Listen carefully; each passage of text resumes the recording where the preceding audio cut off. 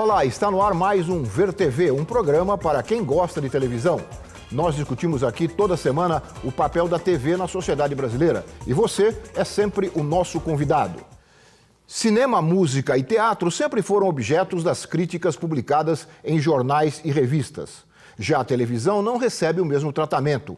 A maioria das colunas especializadas se resume a pequenas notas ou às vezes ao deslumbramento com as chamadas celebridades. Por que será que isso acontece? Essa é uma das perguntas que faremos aos nossos convidados de hoje. Maurício Sticer, jornalista e crítico de TV do portal UOL e do jornal Folha de São Paulo. Rosana Soares, professora da Escola de Comunicações e Artes da USP e autora, entre outros, do artigo A Crítica de TV no Brasil, Valores e Repertórios.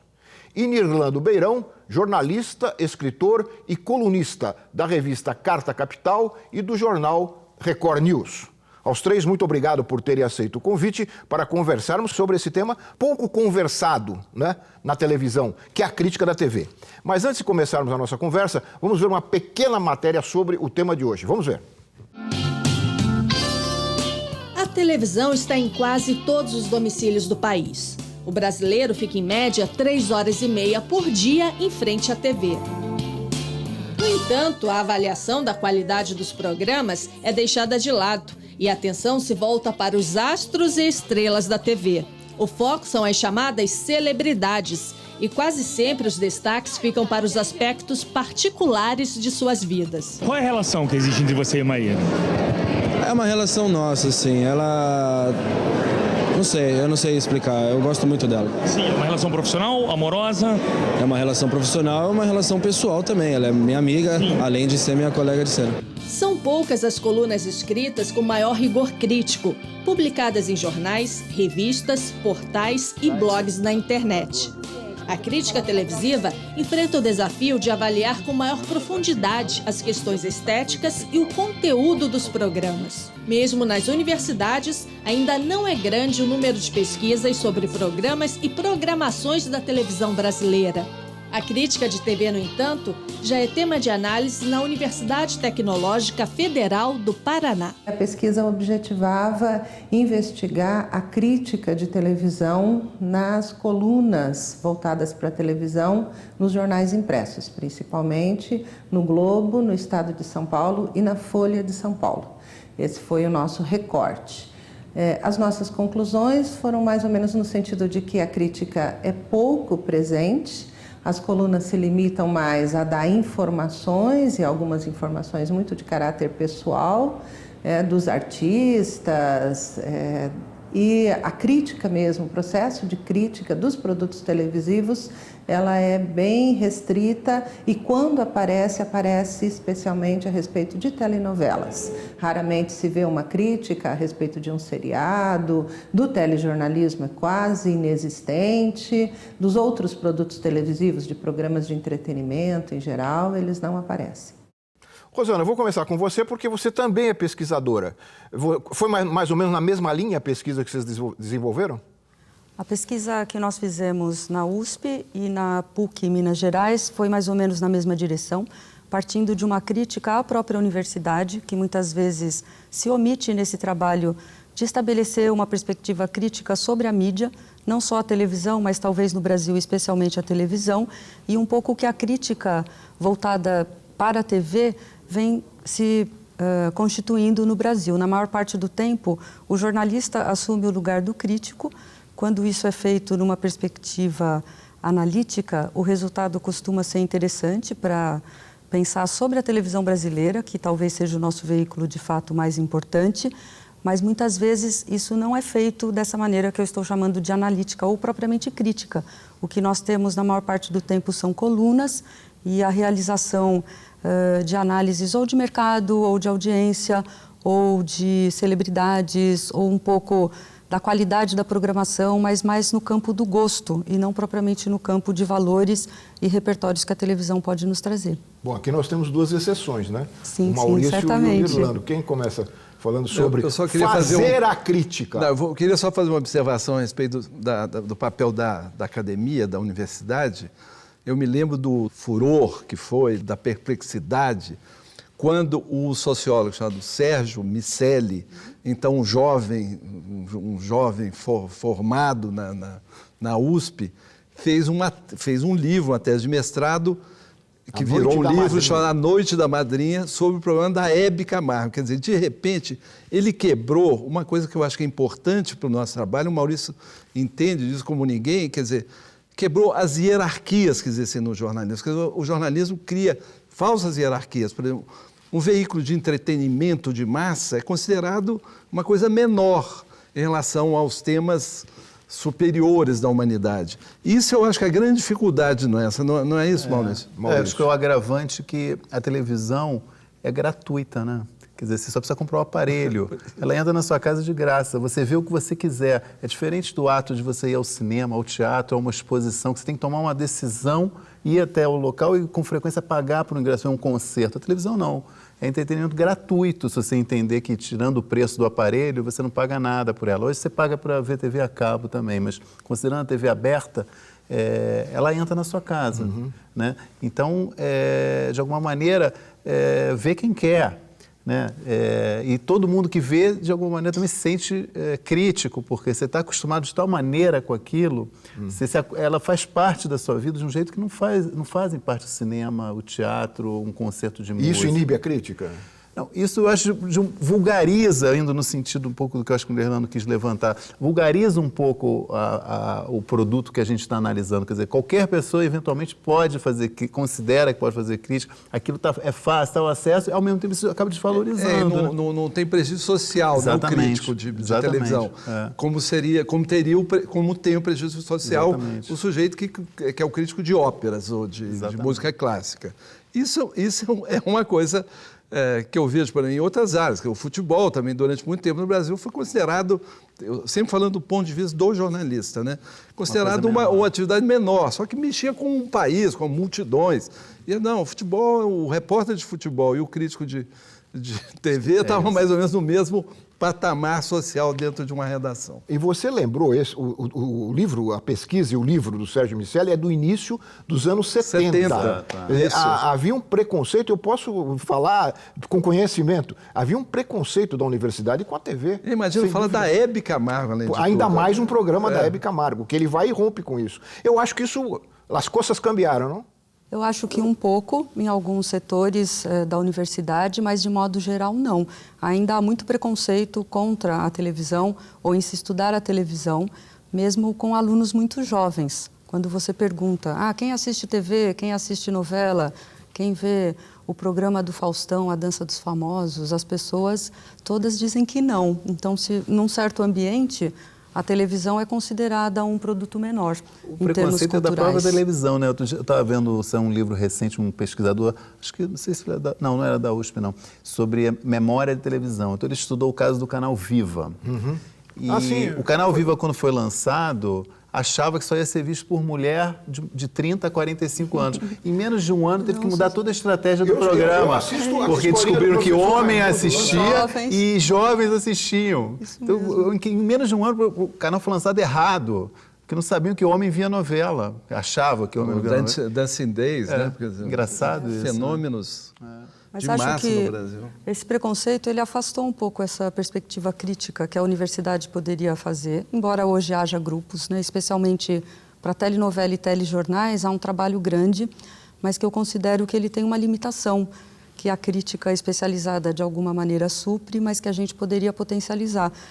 Essas pesquisas, na maior parte, são pesquisas sobre o conteúdo da TV. Os temas, a maneira como ela representa diferentes grupos sociais, os modos de construção de um imaginário nacional, são mais, eu acho, eixos conceituais e, de alguma maneira, temáticos, de fato, do que propriamente uma análise da televisão como linguagem, como um meio próprio, como um espaço de produção estética, como um espaço de autoria, ou na sua perspectiva técnica, estilística e propriamente crítica. Isso ainda é pouco feito. É bastante feito nos estudos de cinema, mas isso não é transposto para os estudos de TV. E menos ainda as implicações político-econômicas que envolvem, né, esse grande aparato tecnológico. Acho que é importante contextualizar por que tal emissora se comporta dessa forma, por que tal emissora se comporta dessa forma e tal. É como se fossem veículos neutros, imparciais e acima do bem e do mal, que estivessem pairando, sobretudo na área da informação ou da desinformação, como a gente tem visto ultimamente. Mais desinformação, aliás, do que informação. Vocês tentam romper com isso, quer dizer, de alguma maneira, né, tocam nessas questões? Olha, digamos, a parte que eu dou menos ênfase no meu trabalho é justamente o jornalismo. Eu acho realmente mais difícil para mim, por também ser jornalista, entrar mais profundamente, embora eu também trate. Eu me preocupo mais com dramaturgia e com entretenimento estado puro, assim. Que são áreas que me atraem, me interessam mais. E nas coisas eu me sinto mais à vontade também de opinar, analisar, criticar. Bom, mas às vezes os críticos têm que mexer em assuntos difíceis, né? E às vezes não muito saudáveis, como aquele que você recentemente teve que trabalhar em relação ao Danilo Gentili. Esse tipo de humor que se faz na televisão brasileira. Você poderia contar um pouquinho da coluna? Olha, esse humor rombudo, né? Às vezes até covarde, como foi o caso específico. Eu assisti a entrevista que ele fez com a Luciana Genro, candidata a presidente da República. Achei, aliás, altamente corajosa a moça ter ido lá, sabendo já o que esperava por ela. Foi lá, respondeu, e mesmo a famosa frase, que depois atribuíram um valor de agressividade, eu não vi agressividade, falei, estavam tocando em algum assunto, falei, você precisa estudar um pouquinho mais sobre isso. E foi assim. Ela falou isso. Né? Ela falou isso e ele acabou postando depois, o que me irritou profundamente foi ter postado depois uma coisa comparando a candidata ao Hitler. Eu acho que ele tinha ali um fórum, ele estava ali, se ele tivesse esse tipo de observação, fazer que fizesse na frente dela de uma forma honrada. Não, ele fez depois, ele fez pelas costas.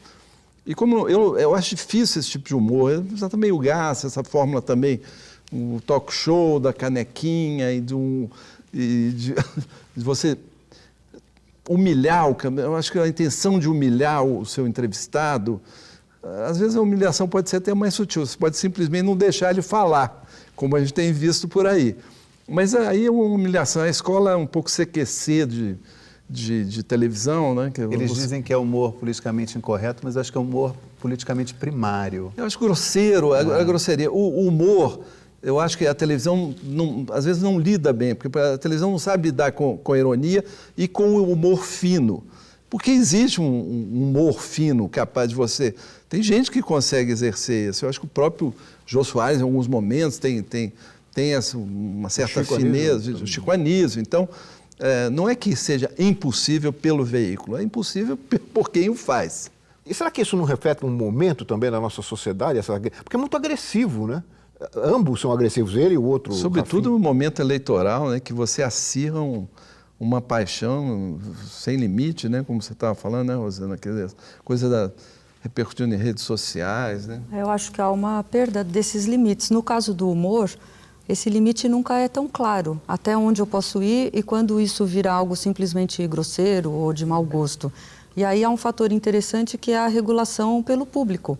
A audiência tem uma voz e acho que na questão da crítica de TV, essa voz, seja do telespectador, do leitor, do público em geral, da sociedade em geral, ela reverbera nesse espaço também da crítica. Isso é uma forma de interação, me parece, com a televisão, que também constrói uma certa crítica ao que a TV mostra. Mas como hoje há uma permissividade talvez maior no falar, que a internet nos dá, muito pelo seu anonimato, mas acho que não apenas por isso, é como se todo mundo pudesse dizer qualquer coisa em qualquer lugar, a qualquer tempo, até desrespeitando a candidata. Afinal, ela é uma figura importante, ela é candidata à presidência, né, o nosso cargo máximo no país, mas isso tudo se dilui ali. A questão da audiência, se vocês mudar um pouquinho o foco, mas ela é um parâmetro importante, de certa forma. A televisão vive de publicidade, a TV aberta. E o que mede a publicidade, de alguma forma, é a audiência, né? Então, é o que as emissoras lutam por isso. Para quem escreve sobre televisão, o fator audiência ele não pode ser ignorado, né? Quer dizer, é óbvio que ele não pode ser determinante se você vai escrever sobre da audiência ou não da audiência, mas você não pode esquecer que determinado programa tem uma audiência tal, e são sempre números muito grandes, né? É muita gente vendo. E isso, de alguma maneira, eu acho, influencia a forma de escrever. É aí que era o ponto que eu queria chegar. Quer dizer, influencia o crítico. Influencia não o que ele vai dizer, mas a forma como ele vai dizer. Eu acho que aí difere um pouco o trabalho do crítico, por exemplo, de cinema e de outras áreas. Você está falando com muita gente em potencial, quer dizer, que é esse potencial de gente que está assistindo televisão. E, normalmente, você está falando de coisas que são ruins, né? A programação, de modo geral, é problemática. Agora, é ruim e dá muita audiência. Então, como você vai dizer para aquela pessoa que está adorando aquele negócio que aquilo é ruim? Esse é um grande desafio, eu acho, do crítico de televisão. O leitor fica irritado por você estar tratando de um tema exatamente que tem muita audiência. Fala assim, mas isso é uma porcaria e tal. Mas o crítico não pode fazer isso. Quer dizer, embora você faça essa ressalva em relação ao cinema, eu me lembro claramente de um crítico de cinema inglês que escrevia no caderno de final de semana do Financial Times, chamado Nigel Andrews. E eu imaginava um crítico de cinema inglês indo só ver filmes tchecos ou iranianos. Não, ele ia ver o Stallone quando estreava e fazia uma crítica do Stallone, mas uma crítica com grande finura, com grande requinte, porque eu vejo no que você faz, embora você faça o que você tem que escrever sobre programas de grande audiência, você tem uma delicadeza e uma sutileza para falar, inclusive humor, que eu acho que eu quando faço uma crítica, às vezes eu faço umas críticas muito raivosas. Eu prefiro quando eu faço as críticas muito bem-humoradas. Porque justamente você está falando, é muita gente que gosta daquilo que você está falando mal, entendeu? Tem que ter um cuidado ali. Isso é uma coisa que realmente tem sido um grande ensinamento para mim. Eu estou há 5 anos fazendo isso sistematicamente e eu estou aprendendo a encontrar, eu estou sempre procurando, eu acho, o tom certo de fazer isso, que é muito difícil. Olha, você está me colocando coisas aí que eu acho que a gente precisava aprofundar um pouquinho aqui no programa. Mas eu vou ter que fazer um rápido intervalo e nós voltamos em seguida conversando aqui com os nossos convidados sobre a crítica de TV. Nós voltamos já.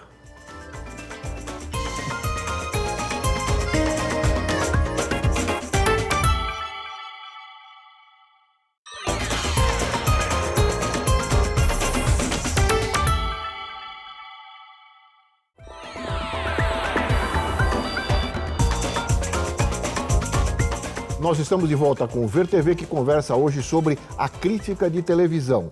E a TV do Paraná nos apoia numa entrevista que fizemos com a professora Elza Aparecida Oliveira Filha, professora de comunicação da Universidade Tecnológica Federal do Paraná. Essa que apareceu no primeiro bloco do programa, agora junto com o seu orientando do curso de jornalismo, William Bressan, que também é colunista de crítica televisiva do jornal Gazeta do Povo. Eles assinaram em conjunto um artigo chamado A Crítica Jornalística de Televisão. Vamos ver os resultados desse trabalho.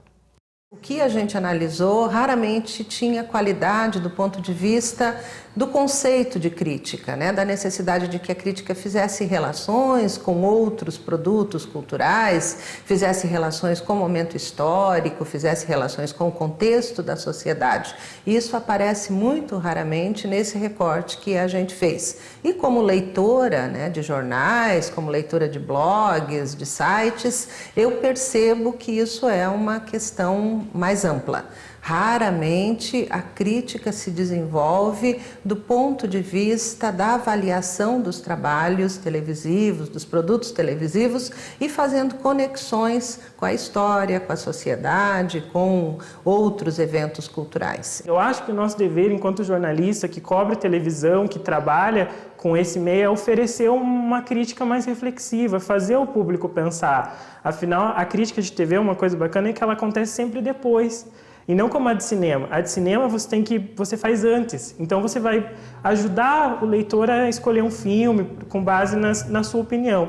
Da televisão não, você faz sempre depois. Então acho que o papel é proporcionar uma reflexão. E o jornalismo, hoje o jornal impresso, caminha para isso, para ser um jornalismo cada vez mais reflexivo. Então eu acredito que tem que ter espaço para as duas coisas, para as fofocas, para o infoentretenimento, mas também nosso papel enquanto jornalista é buscar essa crítica mais aprofundada. No bloco anterior, no finzinho, o Maurício estava falando, né, da dificuldade, né, de você fazer a crítica, mas também não hostilizar, né, o telespectador que assiste o programa. Eu acho que essa é o fio da navalha, não é? Porque é importante também você mostrar para o telespectador certos pontos certos aspectos que ele às vezes não consegue perceber. Esse é o papel do crítico. Esse eu acho que é um grande, eu encaro como um grande desafio, realmente, sempre. Conseguir passar uma ideia, mostrar problemas e mesmo qualidades que o espectador eventualmente possa não estar vendo, mas numa linguagem que, de alguma maneira, seja cumplicidade com ele, que ele não se sinta diminuído pelo crítico que está dizendo que determinado programa é ruim, que um programa que eventualmente ele gosta, né? Por isso eu falei sempre da questão da audiência, que às vezes o programa é visto por muita gente, e você está lá dizendo, olha, esse programa é uma porcaria, quer dizer, de alguma maneira você está dizendo que o cara gosta de ver porcaria. Então é um trabalho muito difícil. Mas também você não pode deixar de mostrar. Não pode deixar. E na outra ponta tem o próprio produtor de televisão, quer dizer, o fazedor de televisão. A crítica pode ser extremamente didática para quem está fazendo, porque no fundo eu acho que quem faz quer ter um retorno, quer ter um recall. Claro. E você fala, olha, também você não pode generalizar só. Você pode falar, por exemplo, gênero novela. Novela é uma coisa que já não vai dar mais certo, está esgotado, exaurido. Então vamos falar. Mas tem um certo momento que acontece alguma coisa e você fala, olha, isso aqui mudou, isso aqui já é uma coisa. Eu acho que isso alimenta quem está fazendo. E até reforça, sem ter pretensão de achar que a gente vai estar mudando o mundo, mas eu acho que tem um momento que tem esse papel também em direção à própria televisão, a quem está fazendo televisão. Agora, ouvindo vocês, Nilando, me parece, quer dizer, há muito o que escrever, há muito o que fazer, mas os espaços são pequenos, né? A mídia impressa, a eletrônica talvez, a internet abra um pouco mais espaço, mas a impressa dá pouco espaço. E ouvindo vocês, eu digo, poxa, mas quantas colunas de aprofundamento como tem as de cinema nos grandes jornais, ou de teatro, não é? O espaço é pequeno. Olha, eu faço essa coluna semanal na Folha, aos domingos, né? Já há mais de 2 anos, todo domingo. E a Folha, assim, que eu me lembre, tem uma tradição de ter um colunista de TV, não, assim, quase ininterruptamente nos últimos, sei lá, 15, 20 anos, eu lembro, sempre teve crítica de TV. E antes de eu morar em São Paulo, teve por muito tempo uma crítica famosa, Helena Silveira, né, que fazia críticas sistemáticas de televisão. Acho importante diferenciar, eu acho que aquela pesquisadora do Paraná estava falando de colunas de notícias de TV, é diferente, né, isso, né? O trabalho de crítica é outro, não é a mesma coisa. Mas tem um espaço, talvez não inferior ao que poderia ser, mas tem uma preocupação de ter crítica de TV. Eu sinto isso, não é uma coisa negligenciada, é uma coisa talvez menor, né? Não é tão importante. Na hierarquia.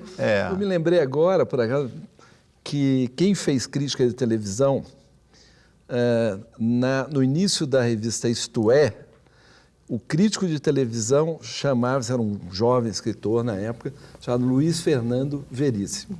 Não quero dizer, não quero ser saudoso, dizer, naquela época, mas tinha um espaço para que... Eu não sabia disso. Escrevia crítica, escreveu durante bastante tempo crítica de televisão, com esse humor que falta, às vezes, ao próprio veículo, mas que ele fazia com muito humor. O que diminuiu, eu acho, Laurindo, foi o espaço para cadernos de TV. Eu me lembro, tanto o Estadão como a Folha, eles tinham cadernos inteiros sobre televisão. Que cabiam críticas. O do Estadão durou mais tempo do que o da própria Folha. E ali eu acho que havia algo interessante, que era um espectro mais amplo do que a crítica de TV. Havia o colunismo, havia a exibição da programação, um pouco como um guia para o telespectador. Havia colunas sobre como era feito, a parte histórica da TV, entrevistas com personalidades, não celebridades, mas com figuras importantes na produção de TV.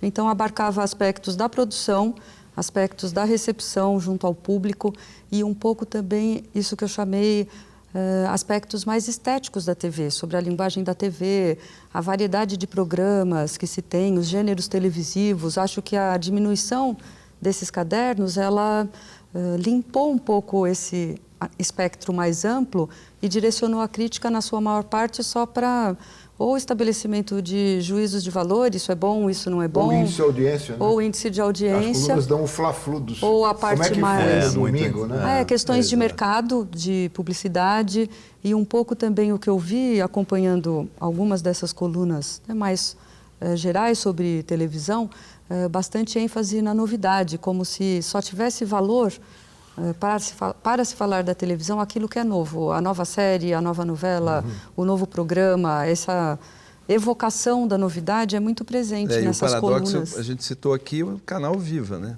Exatamente. Que não é o novo, é o antigo. Ao contrário. Olha como era bom aquilo. É o antigo.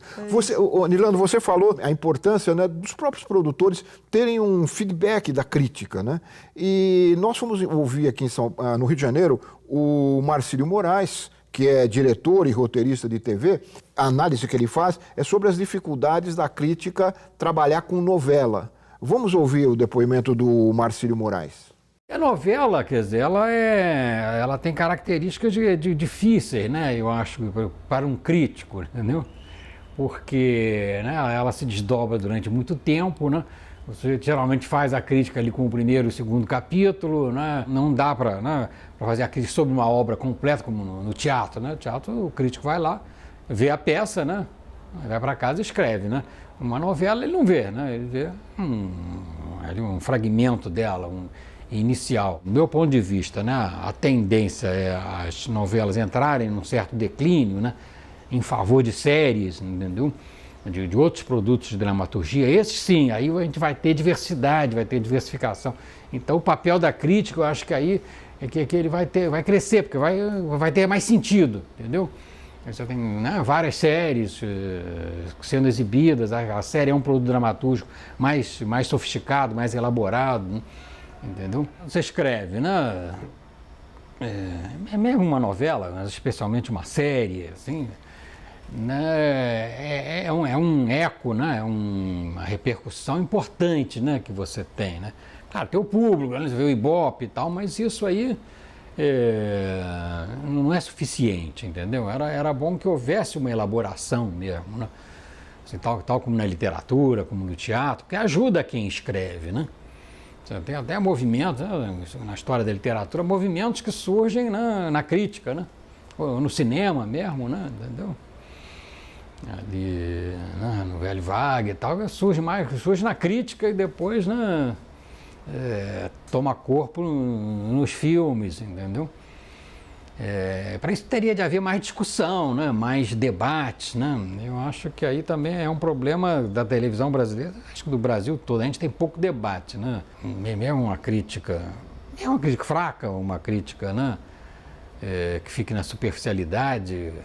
Ela vai te ajudar, sempre vai te ajudar, né? Isso é importante, né? Seja crítica, seja uma nota, seja, né? Isso aí vai te ajudar, né? Tanto quanto também, né? Claro que um papo com algum espectador também, né? Ajuda, também é feedback e tal.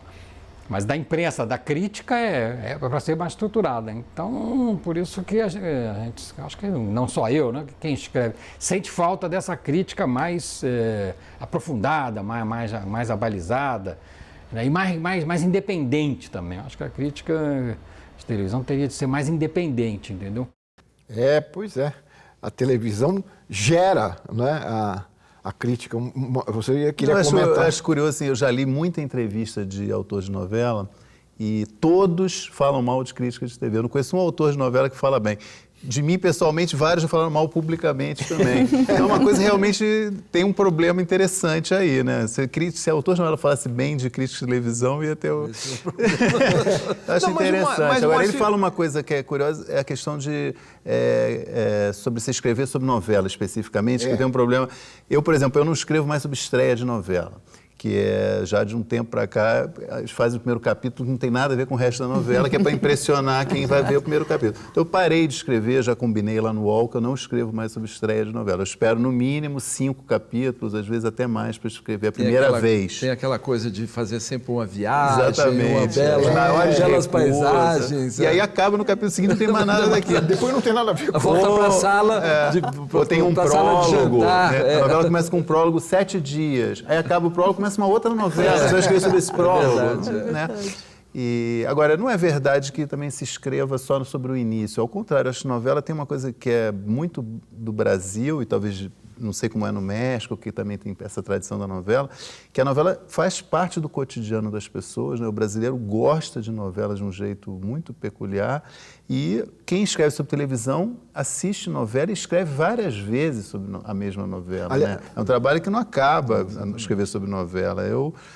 Me preocupo estar sempre vendo, às vezes eu perco um outro capítulo de alguma novela, mas quero estar sempre vendo, porque tem uma influência na sociedade, discute assuntos que interessam a sociedade. É um fenômeno muito interessante novela. Mas o Marcílio disse que as séries agora é um produto mais sofisticado. É engraçado, também isso é outro paradoxo, porque os autores de novela todos falam isso. Então, de que vai acabar, que o formato já está esgotado, que não é bem isso. Mas eu acho que é uma opinião muito pessoal. Eu acho que tem uma sobrevivência porque a novela é diferente do seriado, no sentido de que é um folhetim, uma coisa antiquíssima. É uma narrativa muito antiga e que tem um apelo. O folhetim tem um apelo. As reviravoltas, no fundo, é sempre a mesma história da Cinderela. Então, mas é uma história... As pessoas gostam de histórias que se repetem. Claro que pode ter uma mudança de formato, ser um pouco menor... Mas tem um hábito, tem um hábito cristalizado no Brasil em relação a isso. De sentar para ver novela. Uma vez eu conversei nunca tinha reparado, eu conversei com um autor de novela da 7. Eu falei, olha, por que é tão radiofônica a sua novela?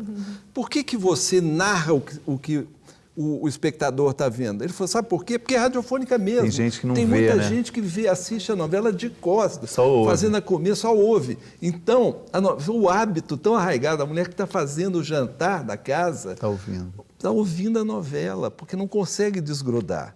Então, eu acho que esse hábito, essa força é impressionante. Rosana. Eu acho que no Brasil, a telenovela tem muito mais força do que as séries ou os seriados. Por enquanto, né? Mas há uma certa... Eu não sei se por enquanto, eu não sei se eles são excludentes, mas eu vejo às vezes, ouvindo um pouco o Marcílio, que aliás fez uma novela bastante importante para quem estuda telenovela, que foi A Vidas Opostas. Ela, por várias razões, uma novela na Record, ela rompeu ali certos paradigmas da novela, da linguagem da novela, os temas. Ela é uma telenovela até bastante pesquisada na universidade, essa novela do Marcílio Moraes.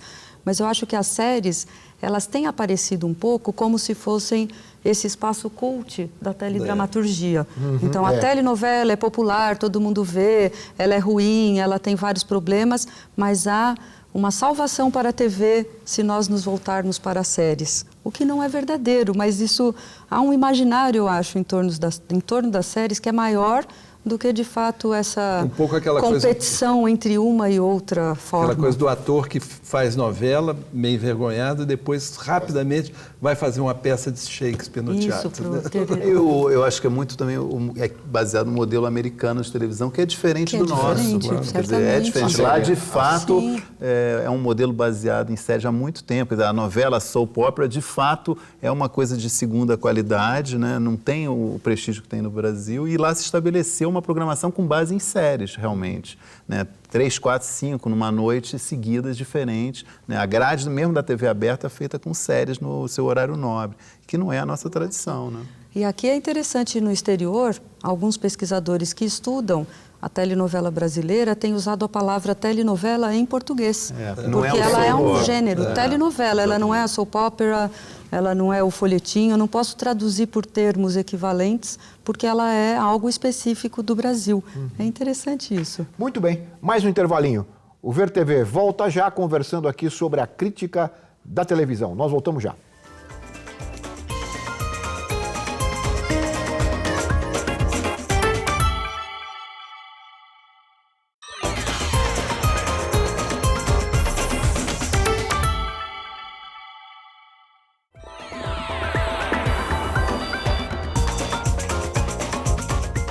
nós estamos de volta com o Ver TV, que conversa hoje sobre a crítica de televisão. E nós terminamos o bloco anterior, o Maurício Sticer estava falando um pouco sobre as séries nos Estados Unidos, mas há um outro fenômeno, talvez até concordando com o Marcílio, que as séries provocam mais crítica, ou mais críticos. Eu acho que tem um momento de produção de muita qualidade nos Estados Unidos dessas séries, né? Nos últimos 10, 15 anos, uma geração de produtores de programas de muita qualidade. E junto com isso, de fato, tem a crítica de TV vive um momento também que tem toda uma coisa a ver com a outra, muito grande. Eu achei, pesquisando uma vez para fazer um artigo, tem uma associação de críticos de TV nos Estados Unidos, tinha mais de 200 filiados. Os principais veículos hoje, centenários, a New Yorker tem críticos de TV na edição impressa, o New York Times, as revistas, a Time, enfim, fora blogs, sites, etc, etc.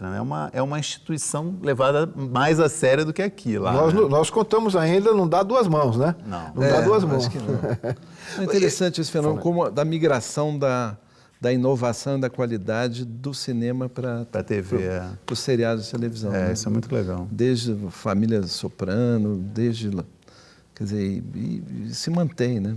E isso gera uma reflexão, né, crítica, exatamente, né? Pois é, Rosana, aqui no Brasil, nós, na universidade, não temos, né, uma preocupação. Você já mostrou, nós mostramos a professora do Paraná, já há pesquisa sobre a crítica, mas a formação para a crítica praticamente não existe. Não, a formação não existe como uma disciplina regular nos cursos de comunicação ou de jornalismo e nos cursos de rádio e TV. A ênfase é sempre para aspectos da produção dos programas ou da produção de conteúdos, né, para esses programas, mas não há isso de maneira direta. Algumas disciplinas de caráter mais teórico trabalham um pouco isso, mas não especificamente para a crítica de mídia, é uma lacuna. O aluno de jornalismo que se envereda por esse caminho faz isso por conta própria, por interesse e tentando intuitivamente testar o que é possível ou não. É uma lacuna, eu acho. Se as previsões do Marcílio estiverem corretas, vai haver mercado, né? E há necessidade da formação. É um campo importante, eu acho, que deveria, inclusive, ser pensado nos currículos. Olha, nós ouvimos também outro crítico do site Notícia na TV, do Portal UOL, que é o Daniel Castro. Ele faz uma comparação da crítica televisiva, uma coisa que a gente já começou a falar aqui, com outras formas de crítica, como a do cinema e do teatro. Vamos ouvir o Daniel Castro. Eu acho que a crítica de televisão ela não se sobressai tanto quanto a crítica de cinema, de teatro, porque ela não é tão relevante. A pessoa não assiste... A pessoa não assiste um programa de TV porque o crítico falou bem ou fala mal. Ao contrário de um filme, a pessoa muitas vezes vai ao cinema porque o crítico falou bem. E ao teatro, idem, né? Eu acho que a crítica de televisão ela não influencia tanto quanto a crítica de cinema e teatro. Existe uma generalização de que a televisão é mal criticada. Não é. Eu acho que não é verdade. Ela é bem criticada. Temos bons críticos, como também temos maus críticos. Com a internet, tem um lado bom e um lado ruim disso, é que hoje qualquer pessoa pode ser crítica de televisão. Um garoto de 16, 17 anos que adora a televisão, ele vira um crítico, ele cria um blog e vira um crítico. Ele não é profissional como o Maurício Sticer, mas ele também é crítico. Eu já até desisti de fazer críticas muito elaboradas, que você pensa muito em aspectos técnicos como o roteiro, a iluminação, a direção. A gente tem capacidade para isso. A gente estudou, mas olha, o público não está interessado nessas minúcias. A questão que eu gostaria que eu ouvisse de vocês, a questão que ele levanta da diferença, né? Eu, por exemplo, leio lá a Carta Capital e a crítica de cinema e ela me guia para determinados filmes ou não. Claro. Né? Não, isso não ocorre com a televisão. O Maurício levantou essa questão aí no início, né? Quer dizer, o crítico de televisão ele está falando de um veículo que todo mundo vê e que é barato e que é de graça, né? Quer dizer, então no fundo todo mundo se sente pouco crítico, né? Mas tem esse aspecto que você tinha falado antes, que eu acho importante, que é você, de alguma maneira, dar um feedback também para quem faz televisão. Eu acho que isso tem uma relevância, né? E eu tinha vindo para cá, para gravar o programa, eu lembrei uma coisa, um fenômeno curioso, por exemplo, sobre a questão da qualidade da TV, que é um tema recorrente da crítica, né? Nos anos 70, início dos anos 70, a TV era de péssima qualidade, né? De muita baixaria na TV, e tem um movimento que acaba sendo paralelo, mas que se une, que é o da crítica de TV com o regime militar. Ambos se unem de alguma maneira para fechar programas, obrigar as emissoras a se comprometerem com mais qualidade da televisão. Dá um pouco de vergonha pensar isso, mas é um movimento interessante, quer dizer, que só aconteceu porque teve uma mão autoritária que exigiu que as televisões melhorasse a qualidade. Mas o trabalho da crítica, se você for pegar a crítica que era feita nos anos 70 sobre Homem de Sapato Branco, Flávio Cavalcante, Chacrinha, Dercy Gonçalves. Dercy Gonçalves saiu da Globo por pressão da crítica e do regime militar. A crítica, né? É muito moralista, né? Mas tem de alguma maneira uma relevância a crítica, pode ter uma relevância, chamar atenção para determinados problemas. Né? E eu acredito que é diferente falar sobre TV, e todo mundo pode falar sobre TV e fazer a crítica da TV.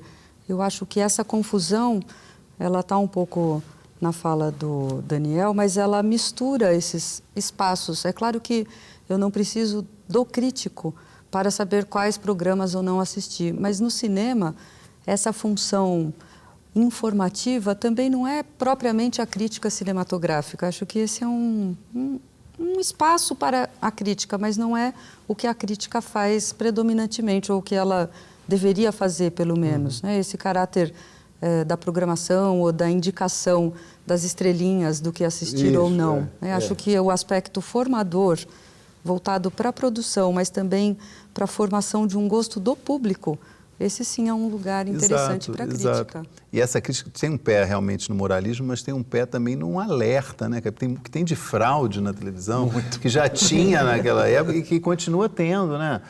Outro dia tinha um programa fez um programa de 1 hora sobre se Michael Jackson está vivo ou não. Porque alguém viu em 2014 está se discutindo seriamente na televisão se Michael Jackson está vivo. Então é complicado a televisão. Como aquelas histórias do John Lennon não morrer. Pois você imagina a televisão aberta hoje, um dos principais canais de TV discutindo um programa sério durante 1 hora se Michael Jackson está vivo ou não, com uma mesa de especialistas. Os fantasmas da casa do Clodovil. Ou os fantasmas da casa do Clodovil. Quer dizer, estão se fazendo isso hoje, em 2014, e estão se discutindo questões como essa. Quer dizer, preocupante. Agora, você lembrou do regime da época da ditadura e de quase de uma convergência com a crítica, mas eu lembrei também que nos anos 90, no final dos anos 90, também havia um problema de qualidade sério, eram aqueles programas onde se abriam exames de DNA no palco, vocês lembram? O Ratinho fazia isso, e não era só ele. E aí o sushi erótico do Faustão. Isso sem a mão de ditadura, nós já vivíamos na democracia plena. Tem uma reação da sociedade. Houve uma reação da sociedade. Houve uma reação da sociedade e as coisas mudaram um pouco. Não muito, mas mudaram. Olha, nós ouvimos também o Nelson Roineff. Ele fala um pouco da falta da tradição de fazer crítica de TV no Brasil. O Nelson Roineff é presidente do Instituto de Estudos de Televisão, localizado no Rio de Janeiro. Vamos ouvi-lo. A televisão no Brasil, ela não tem uma tradição de ser pensada. É uma coisa muito difícil de entender por quê. Eu me lembro que logo no início do Instituto de Estudos de Televisão, a gente recebeu um e-mail que nunca me saiu da cabeça. Era uma provocação, mas o cara simplesmente escreveu o seguinte: Instituto de Estudos de Televisão. A televisão tem alguma coisa para ser estudada? Então foi uma provocação, mas que tinha uma base na realidade muito grande. As pessoas realmente acreditam que a televisão não tem nada a ser estudada, acreditam que a televisão, em grande medida, é um veículo efêmero, não é um meio de expressão responsável, capaz, como qualquer outro meio de expressão. Maior até, eu diria, a televisão é um veículo muito completo. Isso começa, a gente tem que admitir, dentro da própria televisão. Há uma autoestima na televisão é muito baixa. As pessoas, de um modo geral, quando fazem televisão, não pensam televisão e também quando elas pensam televisão, elas não fazem televisão. Mas há uma desconsideração pelo veículo mesmo, né? É uma coisa que eu acho que dá para ser mudada, mas a própria televisão, ela se comporta aos 60 e muitos anos de idade, ela se comporta como uma infante, né? Como uma débil mental, ela não se preocupa muito com linguagem, com narrativa. Bom, o Nelson provoca. Nós estamos no finalzinho do programa, vai dar para ouvir um pouquinho de uma opinião de vocês, cada um de vocês, sobre essas provocações, não é? Porque, inclusive, volto àquele início do programa, né? A televisão vista sempre como algo menor, né, nos meios de comunicação. A televisão provoca fenômenos incríveis. Quer dizer, eu me lembro do final da novela Avenida Brasil. Parou o país e não tinha carro na rua. Então, quer dizer, não dá para desqualificar um veículo desse. Quer dizer, é mais do que a Copa do Mundo, né? Sobretudo quando a gente perde. Mas, enfim, então não dá para... Eu acho que esses momentos... Tem uma relevância, né? Uma vitalidade, uma relevância... Então, um papel social, inclusive, né, de organização. Incrível, exatamente. Quer dizer, e pode trazer... Eu acho que a gente fala o caso específico da emissora hegemônica. Tem momentos de extrema qualidade, faz bom entretenimento. Também faz muita besteira. Mas, enfim, eu acho que é um fenômeno que não dá para esquecer, ignorar, e tem que ser pensado mesmo. E essa é a nossa função. Claro, claro. E criticado, né? E criticado. Dizer, olha, isso aqui vai mudar. E tem que antecipar um pouco as tendências, né? Quer dizer, essa questão, seriado versus novela, isso, onde é que vai levar isso de fato? São coisas que me... Perceber, né? Movimentações. Onde está, exatamente. Eu acho que é muito relevante. Eu estou ouvindo vocês, cada vez fico mais seguro de que falta espaço para tanta coisa para se dizer, não é? Não é? Na universidade e na mídia, principalmente. Acho que sim, há uma desproporção do que é a televisão brasileira e o que ela representa no nosso país. E o que se fala dela. E o que se fala dela, ou o que se fala nesses espaços autorizados, né, de fala. E há um ponto que eu acho interessante pensar, que a televisão brasileira, ela é considerada uma televisão importante dentro da produção mundial. A TV americana é importante, a televisão inglesa é importante, a nossa televisão também é importante. A gente observa isso em diversas pesquisas. E, nesse sentido, ela já organiza uma espécie de repertório comum. A televisão já tem o seu próprio repertório. Ela articula valores voltados para a sociedade, ela antecipa algumas coisas, ela replica outras, ela entra em curto-circuito, muitas vezes, com o que vem desse espaço social. Sob esse aspecto do repertório, eu acho que ela poderia ser explorada a partir dela mesma já. A TV não é algo novo, não é algo amador no Brasil. E há muito material dentro da própria programação da TV, seja pelos seus gêneros, pelos seus temas, pela sua função social, pelo seu impacto junto ao público. Hoje é muito interessante assistir TV e ficar no Facebook ao mesmo tempo. As pessoas estão comentando aquilo. Nessa perspectiva do repertório, eu acho que nós poderíamos voltar um pouquinho esse trabalho da crítica também nessa direção. Não num certo imediatismo, como a gente muitas vezes vê, mas até numa perspectiva mais histórica da televisão, do que ela própria produz e de como ela não apenas fala sobre ela mesma, mas fala sobre nós. Ela fala pouco sobre ela mesma. Fora o Ver TV aqui é difícil. Isso é verdade. Eu vejo um momento de grande vitalidade da TV. Por coincidência, vocês destacaram no início do programa um artigo recente meu que o título era justamente esse. TV aberta em crise, viva a crise. Porque realmente eu acho que é um momento...